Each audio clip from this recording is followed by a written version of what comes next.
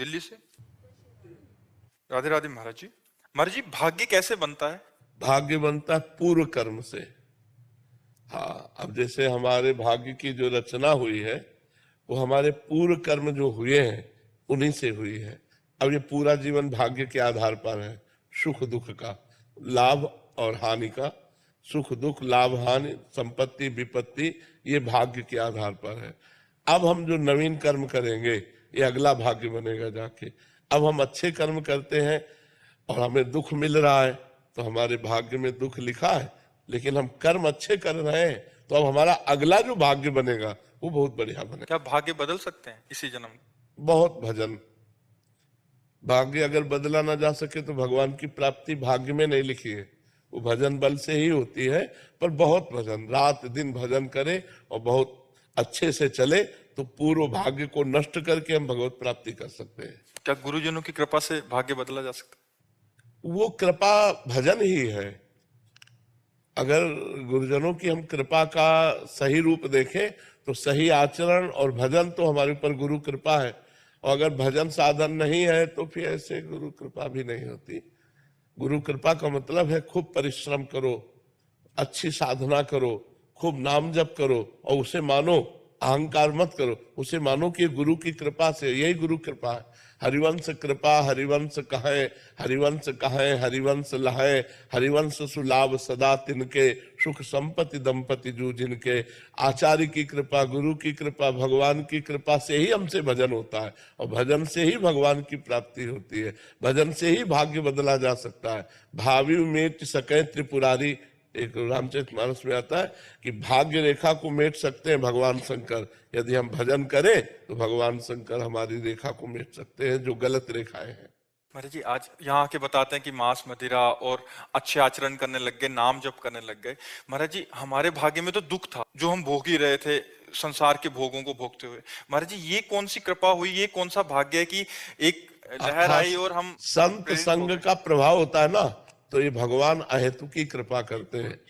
हाँ, अब मोहि भाव भरोस हनुमंता, बिनु हरि कृपा मिले नहीं संता। संत से जुड़ना मतलब भगवान की कृपा से जुड़ना, ये हमारे भाग्य में नहीं था। ये भाग्य में नहीं लिखा है। संत कृपा भगवान की कृपा के बाद होती है, और भगवान की कृपा का परिचय संत कृपा के बाद होता है। भगवान की कृपा हुई तो संत मिले, और संत मिले तब हमको पता चला कि हमारे ऊपर भगवान की कृपा है। विभीषण जी के पास जब हनुमान जी मिले ना, तभी तो उनको भरोसा हुआ। अब मोहि भाव भरोसा हनुमंता, बिनु हरि कृपा मिले नहीं संता। जो प्रभु मोहि अनुग्रह कीन्हा, तो तुम्हारी दरस सच दीना। आज संत दर्शन हुए तो पता चला हमारे ऊपर हरि की कृपा है। हरि की कृपा से संत दर्शन, और संत दर्शन संत कृपा से हरि की कृपा का अनुभव होता है। बिना भगवान की कृपा के सत्संग सुनने को नहीं मिलेगा, और सत्संग की कृपा के बिना सुधार नहीं होता। आज तक किसी का भी मत कीरति गति भूति भलाई, जब जे जतन जहां जे पाई, सो जानो सत्संग प्रभाव, लोकहु वेद न आन उपाय। लोक में वेद में कोई और उपाय नहीं है, सत्संग से गिरे हुए भी प्राणी को महान बना देता। सत्संग गिरे से गिरे हुए प्राणी को महान बना। जो हिंसा करते थे, चोरी करते थे, जो सतमार्ग से नहीं बिल्कुल चलते थे, वो भी जब संत समागम में आए तो महात्मा बन गए। ऐसे कितने चरित्र बने हुए। तो संत समागम ही हमारे जीवन को उत्थान की तरफ ले जाता है। पर संत समागम उसी को मिलता है जो भगवान की कृपा का पात्र बन जाता है। जब भगवान कृपा, जब द्रवहि दीन दयालु राघव, तो साधु संगति पाइए। जब भगवान द्रवित होते हैं तो संत समागम मिलता है।